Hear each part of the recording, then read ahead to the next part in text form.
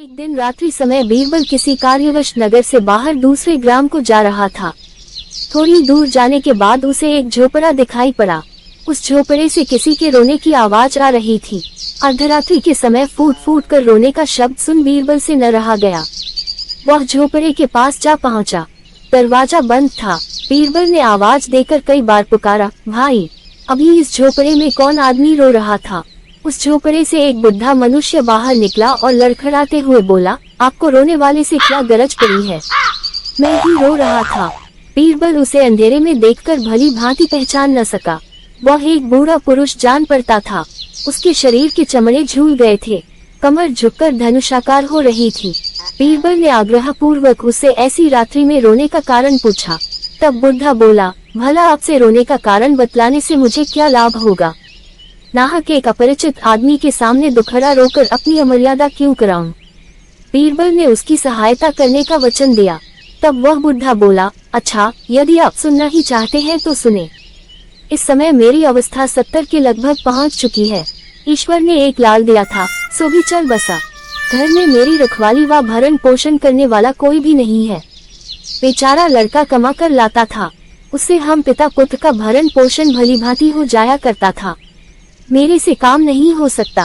बड़ी जोर लगाकर भी 3-4 पैसे से अधिक की मजदूरी नहीं कर पाता।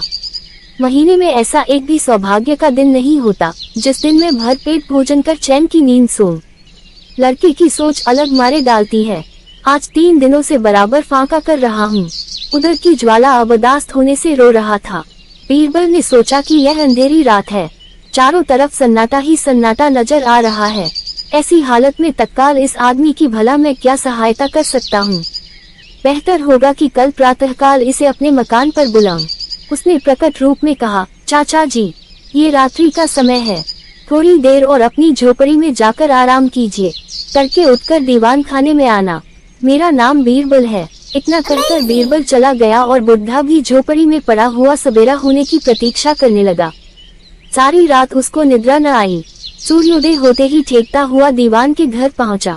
बीरबल ने बुढ़े की बड़ी आवभगत की और अच्छा पदार्थ भोजन कराया।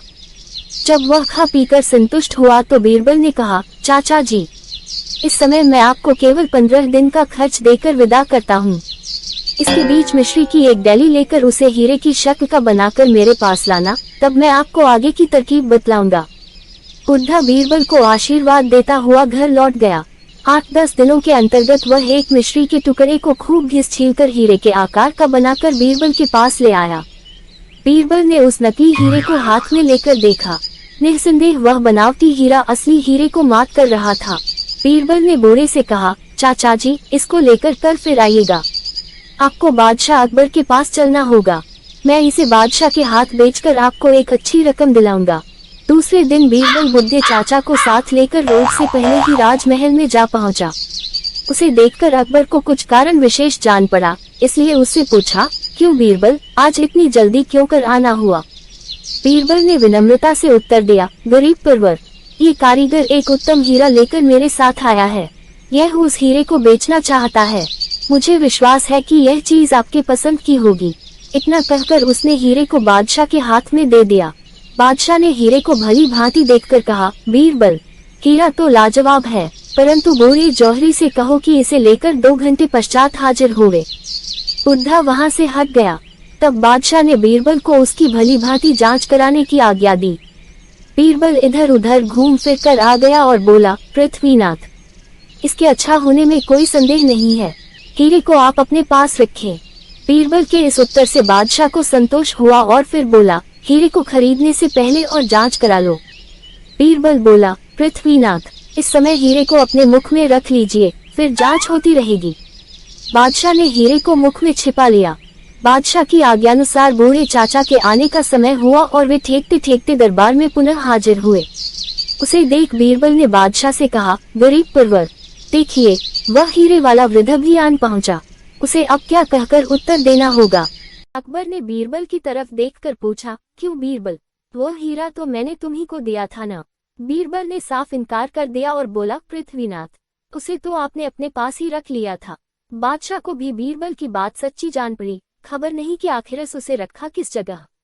उसने हीरे का बहुतेरा खोज किया, परंतु जब कहीं हो तब तो मिले। वह तो मुख में गलकर पानी हो गया था। लाचार होकर बादशाह बोला, अच्छा बीरबल, बुढ़े व्यापारी से उसका मूल्य निश्चित कर लो, परंतु उससे कोई झकझक न करना। हुक्म मिलते ही बीरबल ने बूढ़े चाचा से हीरे का मूल्य पूछा। वह बोला, दीवान जी, हीरे का असली मूल्य 2000 मुहरे हैं और 200 मुहरे मैं नफे में लूंगा। बीरबल ने कहा, नहीं, तुम्हें नफे में 50 मुहरे ही दी जाएंगी।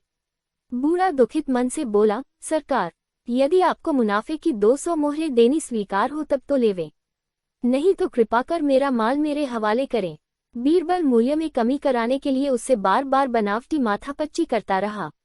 अंत में झुंझला कर बोला, बुढ़े, इतनी टिर टिर क्यों करता है? अच्छा, 50 मोहरे और ले लेना। परंतु बूढ़े चाचा तो पक्के गुरु के चेला थे, भला वे कब मानने लगे। मुंह बनाकर बोले, दीवान जी, इस प्रकार मुझ गरीब को क्यों दबाते हैं? मैं 200 मुहरों से एक कौड़ी भी कम न लूंगा। अकबर ने इन दोनों की बड़ी देर की झकझक सुन क्रोधित होकर पूछा, क्यों बीरबल, व्यापारी क्या कहता है? बीरबल ने उत्तर दिया, पृथ्वीनाथ, वो हीरे की लागत 2000 मुहरे बतलाता है और मुनाफे की 200 मुहरे अलग से मांगता है। मैं इसके नफे में कमी करवाता हूँ और केवल 100 मुहरे ही देना चाहता हूँ। बादशाह ने बीरबल को इशारे से मना किया और उदारतापूर्वक बूढ़े जौहरी को हीरे का मूल्य और 200 मुनाफे की मुहर खजांची से दिलवाकर विदा किया।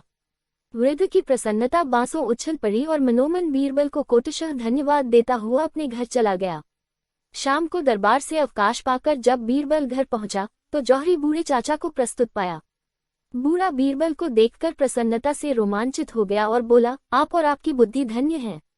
दीवान साहब, आप जो मुझ सरीखे दीनों पर उपकार कर रहे हैं, उसका फल ईश्वर आपको हाथों हाथ देगा।